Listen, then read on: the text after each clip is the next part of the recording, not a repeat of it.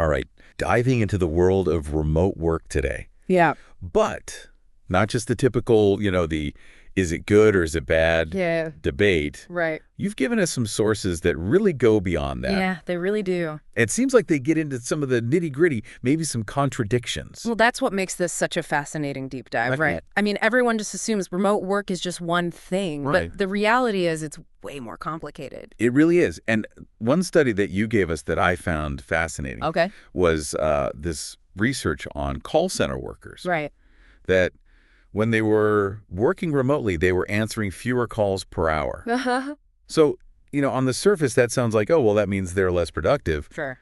But I have a feeling it's more to it than that. Oh, absolutely. I mean, this is like a perfect example, right? Context is everything. Yeah. So while some types of tasks might be less efficient, let's say, in a remote setting, research shows that some work styles actually people thrive outside the office. Okay.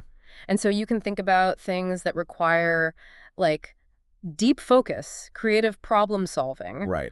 Those are things that might actually be enhanced when you don't have the distractions of a busy office environment. So it's not about eliminating all distractions. Right. It's about figuring out what distractions work for you, maybe. Exactly. Or what environment works best. Yes, precisely. And this is where, that self-awareness is so important. Right. Because you need to ask yourself, what does my ideal work environment really look like? Right. And one source even suggested a really simple exercise where Right. for a week, you just track when you feel most focused. Okay. And when you feel most energized during your workday. And Right. that can help you sort of back into what your ideal setup might be, That's interesting. whether it's remote or not, Yeah, that's a great point. Hmm? So it's not just about the where you work. It's about how you work. Exactly.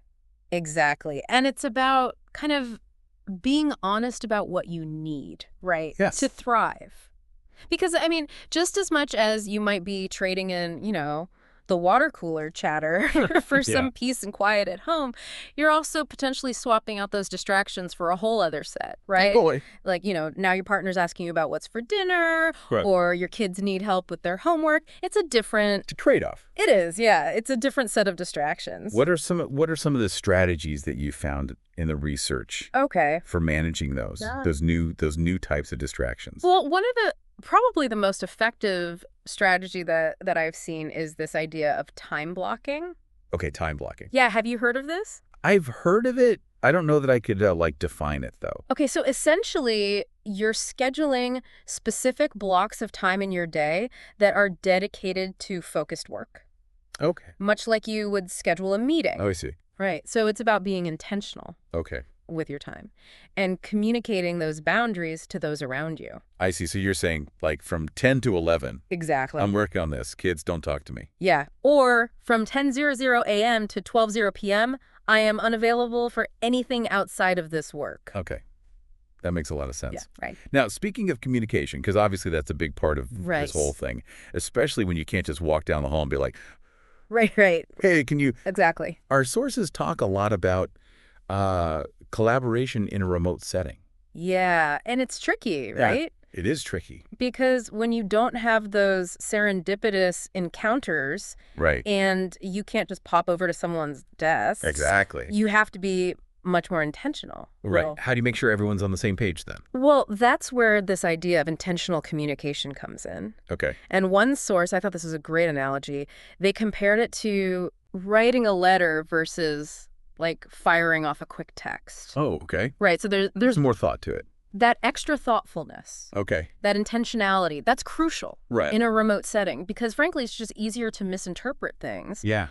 when you're not face to face. Yeah, that's true. Right. You don't have the tone of voice Right. and the body Well, language. it's the nonverbal cues. Exactly. Yeah. So you have to be much more deliberate about Yeah. how you communicate.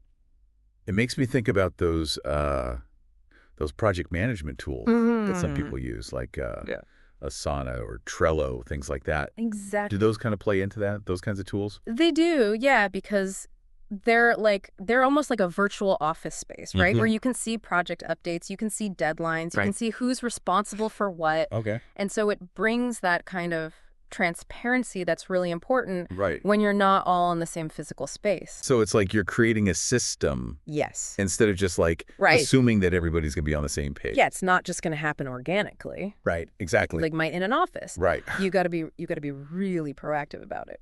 Yeah. And that actually is a perfect segue to this other thing that kept coming up in these sources, which is this idea of the kind of the always-on trap of remote work. Yeah. Because it's like, you know, your office is always right there. It is. So how do you separate the two? It's so easy. Because I'll be honest, like I've definitely answered work emails at like a little bit at night in my pajamas. Me too. You know, it's like, where does it end? Well, and that's where, you know, that's where the potential for burnout is so huge, right? Yeah. Because we talk about the flexibility of remote work as this like amazing perk. Right. You can set your own hours. You can, you know, work out in the middle of the day if you want. Right. You can be there for, you know, for school pickup. Yeah. But sounds great. It sounds idyllic. Right. Until it's not. Until that flexibility becomes an expectation of constant availability. Yes. It's like the other side of the flexibility coin. It is. It is. It's the flip side of that. Is that you're always on. Exactly. Because you can be. Exactly. And so that's why setting boundaries is so crucial. Right. You gotta set those limits. How do you do that? Well, I mean, there's a lot of different strategies. Yeah. But one source recommended like a really simple but powerful practice, they said. Okay. At the end of your workday. Yeah. Every day. Yeah. Physically close your laptop. Okay. And put it away. Like out of sight, out of mind kind of thing? Out of sight, out of mind. Exactly. Okay. Right? Because it's a physical reminder that, you're right. Okay, the workday's over. It's time to shift gears. I like that. Yeah, it's like a signal to your brain. It is. It is. Like, okay, we're done with this now. Exactly. It's a ritual. Yeah, that makes sense. Yeah. It's interesting because it's such a little thing. But it is. It is. I can see how it would make a big difference. Absolutely. And it kind of speaks to what we were saying before about self-management. Yes. Exactly. Which is so important when you're in that remote environment, right? Absolutely, because you don't have the external structure of an office to keep you on track. Right, so you have to create it for yourself in a way. You do. You have to create your own structure. And one source described it as like a juggling act. Okay. You know? Keep all the balls in the air. All the balls in the air. Right, yeah. You're managing your time, your energy, your attention. Right. Making sure you don't drop any of the balls, so to speak. And some of those balls are work, and some of those balls are home. Exactly. And they're all in the air at the same time. Exactly, right? That's a great analogy. Yeah, and it really highlights why designing your ideal workday is so crucial. Right. When you're working remotely, you know? Yes, absolutely. Well, it's really about designing your workday. Yeah. Not just like letting it happen to you, you know? Right. So that might mean, blocking off that time for focused work like we were talking about. Right. Blocking off time for being completely offline. Yeah. Even like, when you think about when you're commuting to an office, you have that time to like drink your coffee and, read the news or whatever. Yeah. It's about building those things into your remote work routine as well. Right. So you have that transition time, even if it's not a commute. It's about creating that rhythm. Yeah. Yeah, that's a good point. Even without those traditional cues. And it speaks to, I think, this even larger point that all these sources kind of keep coming back to. Okay. Which is that remote work isn't just about where you work. Right. It's really about fundamentally changing our relationship to work. It is. Yeah, it really is. It's like one of the sources said, work is a state. Right. It's not a place anymore. Yeah. It's something you carry with you. It's a state. That's really interesting. Yeah, it's a good way to put it. Because it makes me think like if more and more people start to embrace that, if it's less about the physical place and more about kind of your mindset. Right, right. What does that mean? Like, what does that mean for, like, how our cities are structured? Yeah. How our communities... That's a great question. It's like, will we see, like, a resurgence of local communities because people don't have to relocate for work? Interesting. I don't know. It's really interesting to think about. It is. It's like it makes you rethink urban planning, right? Yeah, exactly. How do we design our cities and our communities? around this idea that work can happen anywhere. Right. It's not just a 9 to 5 office job. Exactly. Yeah. It's a really exciting and challenging prospect, I think. It is exciting, yeah. And it just makes you realize, like, how something like remote work, it's not just this individual thing. Yeah. It has these ripple effects, right? Huge ripple effects. It changes everything. Changes everything, yeah. And that's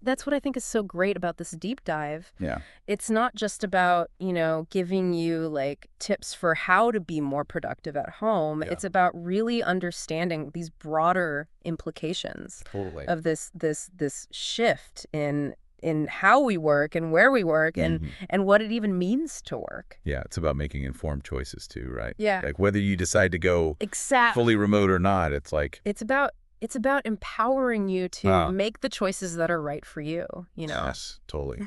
And recognizing that there's no right answer. Yeah. Some people are going to thrive in a remote environment. Right. Some people are going to really miss being in the office. Right. And that's okay. Yeah. The key is to understand yourself, right? Yeah. Set those boundaries. Right. And then communicate.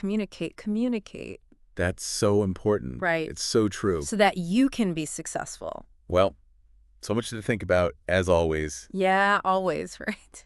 This has been a really interesting deep dive into the world of remote work and all the different facets of it. Absolutely. And I really hope that our listeners have found some helpful tips and strategies that they can put into practice. Absolutely, because at the end of the day, the future of work is what we make it, right? I love that. So, until next time, keep diving deep.